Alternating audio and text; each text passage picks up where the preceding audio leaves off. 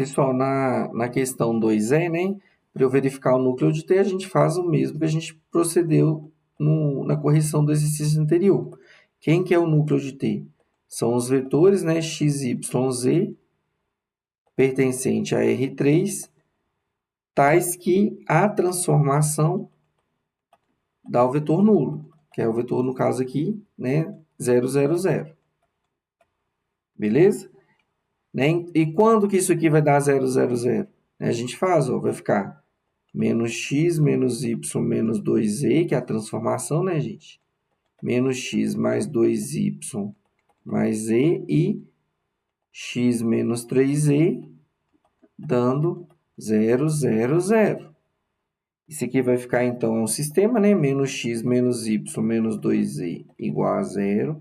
Aqui vai ficar menos x mais 2y mais z igual a 0. E, por último, x menos 3z igual a 0.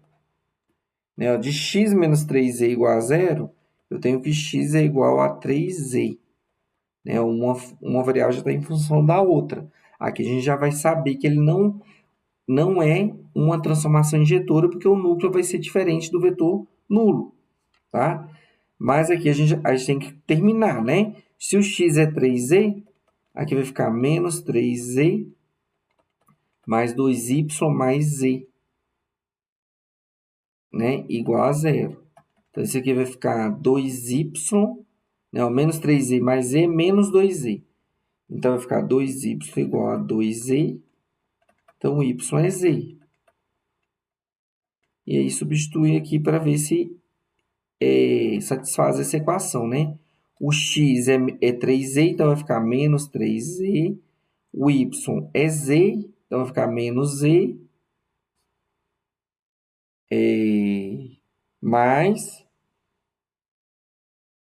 Aqui não é menos x, não, né? É x. De onde eu tirei esse menos? Olha aqui, ó. É x menos, menos y. Não tem esse menos aqui, não. É x menos y menos 2z. Então, aqui é x. Então, aqui é 3z, né? Porque senão ia dar errado, ó. Menos z, que é o y, menos 2z. Então, 3z menos z menos 2z é zero. Satisfez a equação. Então, o x é 3z e o y é z. Então, para que essa transformação seja zero, né, o vetor nulo, 0, 0, 0, o x tem que ser 3z e o y, z. Né? Então, disso, a gente tem o quê? Que o núcleo de T, né, então, o núcleo da minha transformação é o vetor x, 3z, y, z e o z ele mesmo, né? Pertencente ao R3. Né? Ó, se eu quiser, se eu isolar o z aqui, né? Vai ficar o quê? 3, 1, 1. Ou seja, né, ó, o núcleo da minha transformação é gerado pelo vetor 3, 1, 1.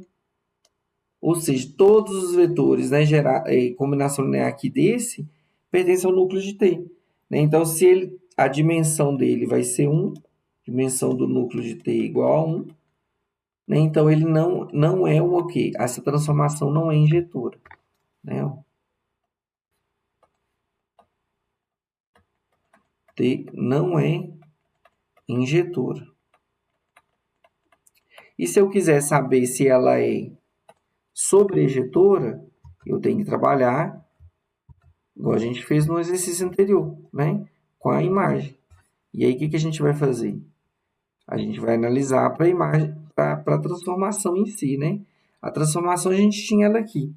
Quando a gente olha para ela, eu posso reescrever essa minha transformação.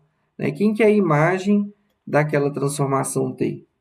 Né? É o conjunto gerado pela transformação. Vai ficar ó, x menos y, que é a imagem da transformação, né, de um vetor qualquer x, y, z, menos x mais 2y mais z, e aqui x menos 3z, né, onde esses valores x, y, z, né, são reais. Então, quem que é a imagem de T? Eu consigo, olha, colocar cada hora um x em evidência, né? Isso aqui, olha, eu reescrevo, tá? Eu separo isso aqui.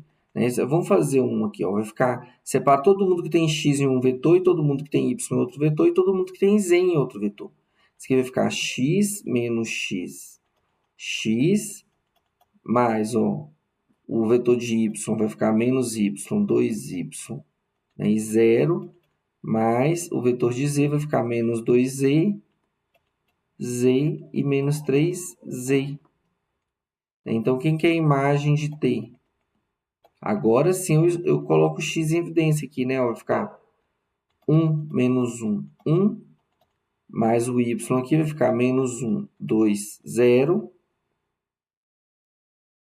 E o z em evidência aqui vai ficar menos 2, 1, menos 3. Ou seja, a imagem de t é gerada por três vetores. O vetor 1, menos 1, 1. O vetor menos 1, 2, 0. E o vetor menos 2, 1, menos 3. Se eu olhar para ela aqui direto, se eu olhar para esses vetores aqui nu e cru, né? Eles seriam a dimensão, você poderia concluir incorretamente que a dimensão é gerada por três vetores, então a imagem dela, a dimensão da imagem coincide com a dimensão do contradomínio, então ela é sobrejetora. Mas aí tem que ter cuidado, gente, porque olha só, esses vetores aqui, eles, para você concluir a dimensão da imagem, você tem que olhar se eles são LD ou LI. Né? Se eles forem LD, significa que um é combinação linear do outro. Né? Então, eu consigo ver que esse vetor aqui, por exemplo, é combinação linear dos outros dois. Então, como eles são LD, lembram disso na outra unidade? Né? Olha, eu tenho a dimensão daquele conjunto é o menor número de vetores que geram aquele conjunto. Então, dois vetores geram a imagem de T. Mas eu posso falar que 3 também geram, 4 e assim por diante. Isso não tem problema. Mas o número, para eu olhar a dimensão, eu tenho que saber o número mínimo de vetores que geram aquilo. Como eles são LD, né? Um deles é combinação linear dos outros dois, então, na verdade, poderia falar que a imagem de T ela é gerada só por dois deles. Ó. O vetor 1, menos 1 e 1, e o vetor menos 1, 2 e 0. Logo, né? A dimensão da imagem de T é igual a 2. Só que a dimensão de R3, que é o contradomínio, é 3. Como eles são diferentes, né? A gente tem que a transformação não é sobrejetora. Essa transformação dada, né? Logo, T não é sobrejetora.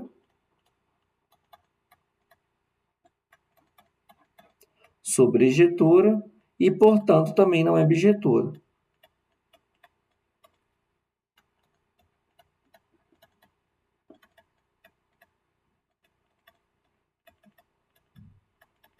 Beleza?